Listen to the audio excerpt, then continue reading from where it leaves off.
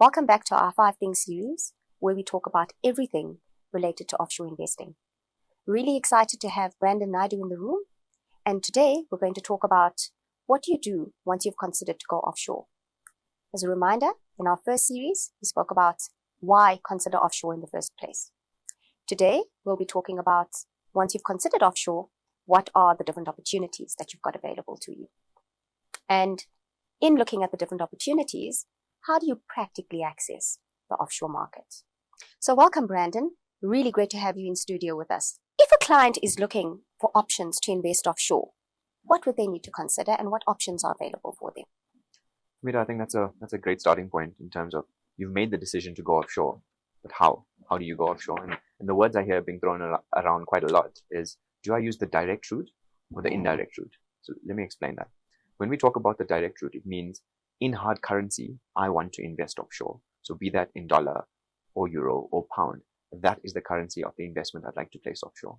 Indirect, on the other hand, means I'd like to do a rand-based investment and make use of the facilities of the service provider in terms of their allowances in taking funds offshore. We'll talk a bit about allowances later on, but just to distinguish between direct and indirect. Direct means hard currency, essentially, whereas indirect means a rand-based investment taken offshore. And I think that's a good starting point to talk about. I've made the decision to go offshore, but how do I go there?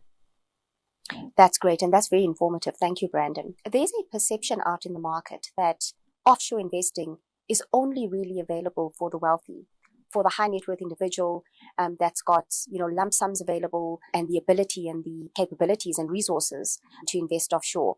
Do you think that perception is there any truth in that? Can you expand a little bit on how an ordinary investor can access offshore investing?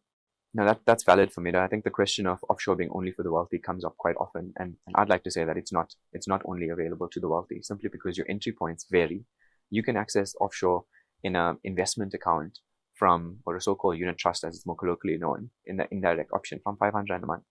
Whereas if you'd like to access an offshore endowment via the direct means of so-called hard currency, dollar, pound, euro, etc., you can access that from $15,000. So I think that those levels should indicate to us that it's available to a broad spectrum of clients just based on affordability. And I think that notion of offshore being just for the wealthy is something that we must try very hard to dispel. No, of course. And I think that's valuable. Thank you, Brandon. The global environment is currently extremely volatile. I think it all started back in 2019, 2020. And then we saw, outside of COVID, there's a whole lot of geopolitical risk within our own country. We've got some political risks. We've got some social risks. We've got some economic risks. I mean, we are not independent of what's happening out there globally, but we do have our own local issues as well. And that impacts the way foreign investors look at us, but it also impacts our views on what opportunities there are offshore. How do you feel about that? How do you feel about, demystifying that complexity? Is it the right time to go offshore? I mean, whenever we start talking about a volatility, I think we've been spoiled. We've been spoiled ever since GFC of 2008, where we went through a decade of zero interest rates and free money essentially being pumped into the system.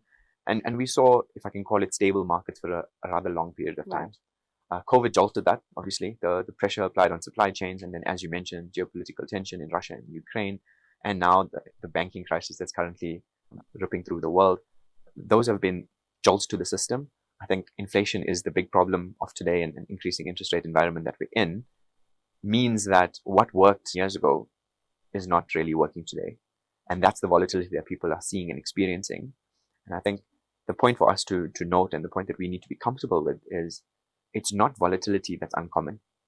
It's the decade that we went through with zero interest rates and free money being pumped into the system that's uncommon. So I'm saying a boom and bust cycle is natural. It's natural in markets, and it's what we've seen over hundreds of years. But when we zoom out, what do we see? We see a chart starting bottom left and ending top right, generally. So I'm saying that within the volatility that clients are experiencing, within the discomfort, there'll always be sectors, stocks, industries that are offering value. And it's therein that clients need to take comfort that the boom and bust cycle of markets will continue, and this is just another occasion after. Yeah, as you point out, from the great financial crisis, we then had a period of quite significant bull markets. And what you're saying, Brandon, is volatility is actually normal and sometimes even necessary, and that we should ride the wave for the long term. I think that makes sense. Let's just change gears a little bit. You did say, global investing isn't for the wealthy. it's perceived to be quite expensive. And, with so many options in the market, how important is it for investors to actually understand how much they're paying, what costs are associated with it, and, is there anything they need to look for?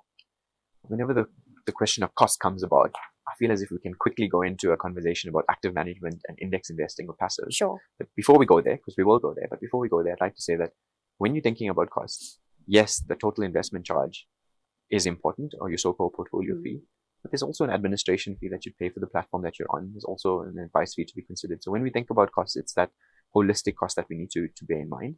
But also there's value associated with paying across certain fees, right? So we need to think about the value that we get and the cost that we're paying for that.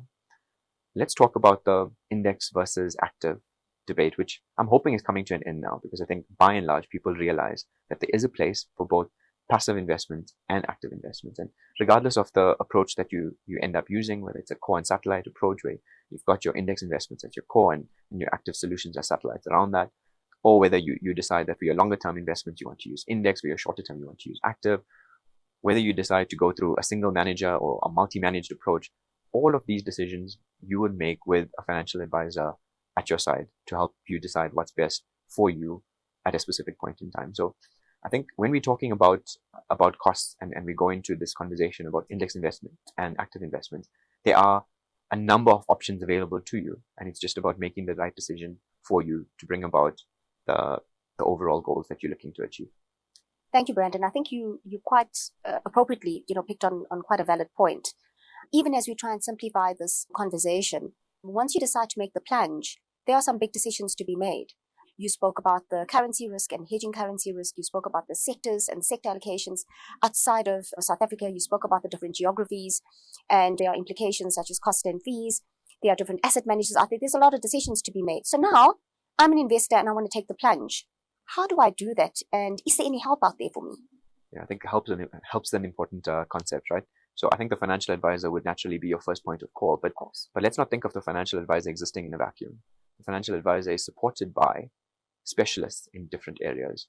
So you spoke about doing geographical diversification, asset class diversification, even manager diversification. And I think about within our group, the Innate Invest team, who do due diligence operationally, due diligence on an investment basis, undergo all of the research globally when you're thinking about global investments in our context here. So you've got a specialist in the room, if I can call it, when it comes to doing your actual investments. Think about the partnership that Stanlib has recently struck up with JP Morgan Asset Management. I mean, that is a behemoth in global terms, and we've got a direct partnership with them. So that's another example of getting a specialist in the room to support the advisor and support the client. But it goes beyond that. We really want to make the lives of our clients as simple and as easy as possible. So funding your offshore investments could bring about some complexity, right? Who do you go to for Forex? How do you fund it? Do you need tax clearance? Who provides you the tax clearance? And within our offshore ecosystem at Liberty, I'm saying we've got service providers that will firstly do your foreign exchange for you, right? Thereafter assist you with getting the funds offshore. Thereafter assist you with the tax clearance. So when you get all of these experts in the room, as it were, I think it really does enable the client journey to be much simpler, much easier, much faster, and improve their overall experience. So whether you're a seasoned investor or just starting out, Liberty has all of the solutions for you to help diversify your investments and grow your wealth. Liberty is invested in it with you, and we are passionate about going global together.